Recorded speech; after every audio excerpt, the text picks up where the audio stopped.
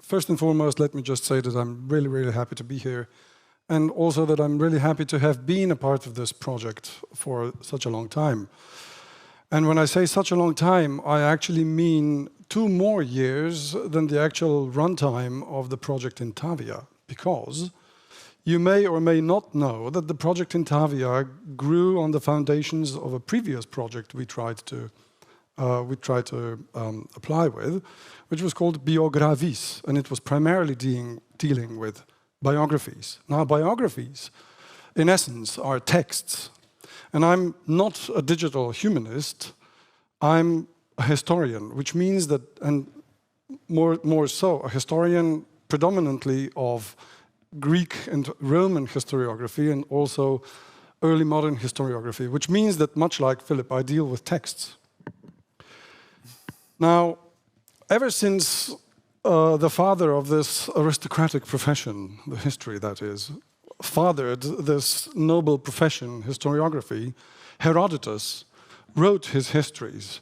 There have been people telling us that Herodotus was essentially a liar. There was even a Roman imperial biographer called Plutarchus who wrote a text about Herodotus, and it's titled The Malignity or the Mendacity of Herodotus. Now, why is that? Because essentially, they told us, texts are tricky. Texts are unreliable.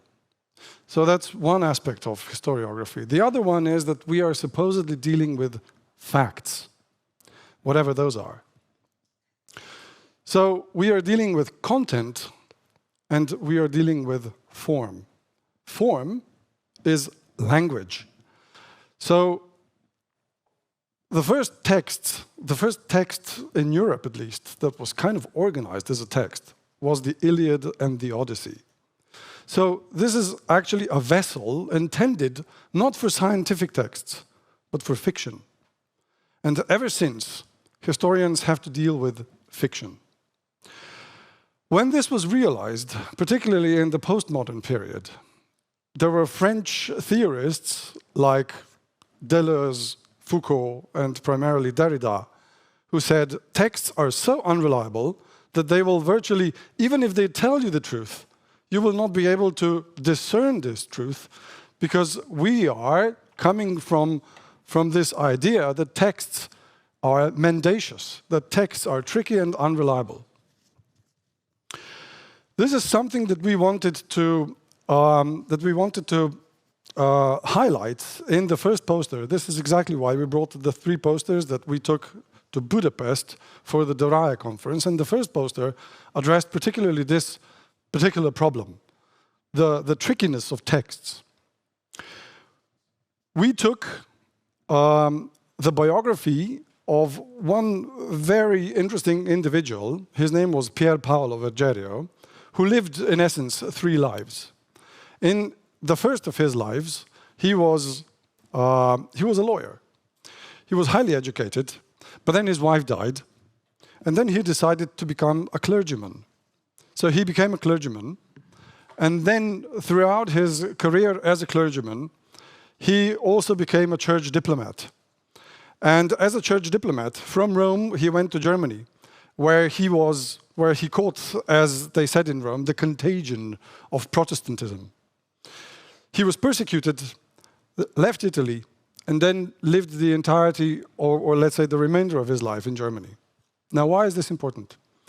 Because if you go to the, if you search for Pier Paolo Vergerio in different national biographical siluses, then you will get 3 different texts. And if you read them, you will get the idea that they talk about 3 different persons. So what do you have to do? You have to superimpose one on top of the other, and then you get, let's say, a group of data that is the same. And this data is, let's say, reliable, if there is such a thing. And the other data, which is outside of this intertwining, intersecting groups, you have to be suspicious of, or you have to approach it very carefully. This is where the basic idea of Intavia which was inherited from the biographies project, comes in really, really handy for the historians.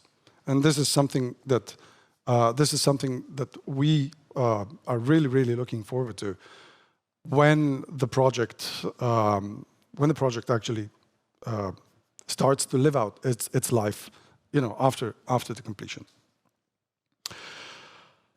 So, to sum up, texts in themselves, as much as we have to rely on them, are tricky and unreliable.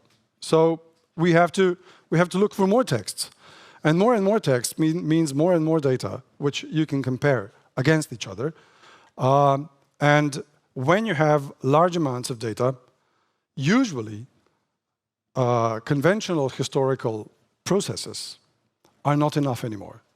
And this is where this collaboration that we talked about in the previous panels will come really, really handy. And this is where analog humanists and the non-digital historians will really profit from the knowledge that is brought about by digital humanities projects. This is why this project, for me, is so incredibly exciting. Thank you. Thank you, Gregor.